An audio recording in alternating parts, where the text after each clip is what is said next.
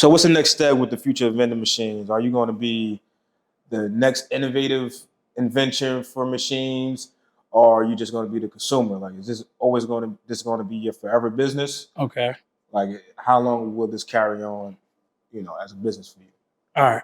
So my next step, as far as the company, obviously I want to build up Capital Life legacy for my two boys. But the vending machine right now is a side hustle. My next step is to finish grad school. I just applied for school counseling, so that's number one priority, and then continue to build the vending machines. As far as adding card readers on all my machines. Okay. So right now your vending machines only take cash? Only 4 of them have the card reader capability, but I want to add them on all of them. But obviously that's a little pricey. Right. Each one is about $300 to add on each machine. But I also want to be able to build it up to the point where I can hire a worker or two. I've been pricing out vans.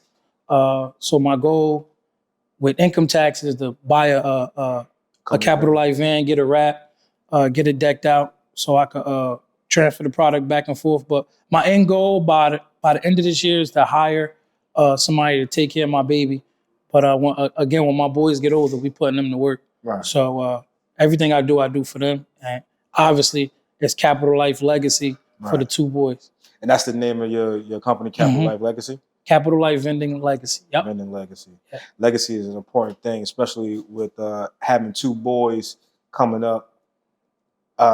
Everyone doesn't have the opportunity to have a parent that's their own business. Like they own their own business, their own boss. Mm-hmm. Can this hold you over? Could you quit your main job and just focus on vending and that be a living for you? I can, but I would never do that. I can, but I wouldn't do Okay. that. Yeah, I wouldn't do that because it's like you shooting yourself in the foot kind of with it. Okay. But being an educator, it gives me purpose, and getting up every day and dealing with these kids day in and day out. Right. Day in and day out, it keeps you going. Right. Like, keeps you grounded. Keeps you grounded as well. But I wouldn't be able to just up and I haven't set it up just yet. Right. And iron out all the kinks. And again, I want to hire somebody to take care of my baby. Right now, I'm doing all the footwork. Right. Myself and my wife. And she's 6 months pregnant. She's still out there hustling, helping me out. So she a trooper too. She a trooper too. The grind never stops. All right. So what's the next step in your life, man? What can we look forward to besides you being a football coach, a track coach, vending machine, husband, father, entrepreneur? Yeah, it's a little the bit. list goes on. It's a little bit of everything, but Okay. top on the bucket list is getting back into school, getting my cert to move up in the school system. Continue to build Capital Life. Track and football is just right. It keeps me going, like being able to pour into kids and competing at a high level. I was a competitor in high school, so being able to be at the track meets, at the football games, coming up with game plans, and that keeps me going. Are you the head coach of the football team? I'm the defensive coordinator. I was the defensive coordinator the last 3 years for football. Okay. So I handle the defensive side, and then track, I'm an assistant track. I wouldn't be able to be a head coach on any level right now with everything I got on my plate. But in the near future, right. There's been opportunities where I've been called and to come interview, but right. It's not time yet. So whenever God got that lined up, then we're gonna dive right in. But right now, I don't have the time to be a head coach just yet. So what's the next step as far as educational purposes? Like, would you like to become like a principal, or you want to stick to just being a teacher, or like just in a liaison? Yeah. So my next step is school counseling, and then obviously once I put the time in, the next step after that will probably be an administrator.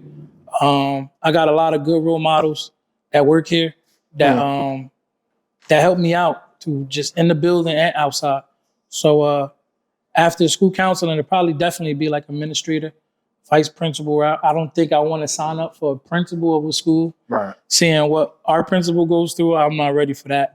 But first thing first is school counseling. And then after that, sky's the limit. Again, it's whatever God is calling me to do. All right. Coming from Bloomfield, I know it's a kind of a culture shock being in this high school in Weekway, coming from Bloomfield. Like, how did you make that transition? I mean, you're not a student, but like, you know, you can see the difference of upbringings from Bloomfield kids to that's a great question. So obviously I'm from Haiti. My parents are immigrants from Haiti. So the struggle was real. Like, I watched my parents like grind it out and able to move us from Irvington, New Jersey to Bloomfield. Right. So Bloomfield kind of set me up to go like the college route, play sports. I had a lot of good mentors there.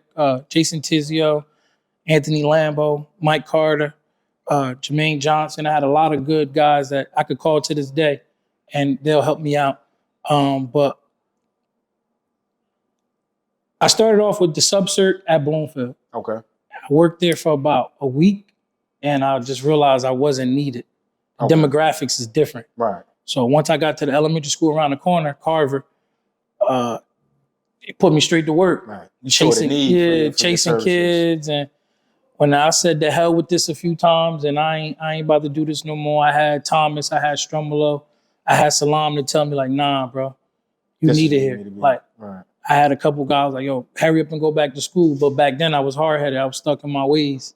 So I should have went back to school then. Right. Because Lord knows where I'll be right now. But timing is perfect right now. So we ready to dive in and move forward the next step. But growing up in Bloomfield kind of set me up to see both sides. Right. So now when I'm out here, we need it here. Like, I could be in Bloomfield just signing passes, or I could be here actually pouring into the kids and helping them out and helping the parents out. So that's more important. Yeah, that's more important. And again, it comes back to purpose. Right. Like, I tell a lot of people, and I tell a lot of students, find your purpose. Right. So how do we come to Pt.2?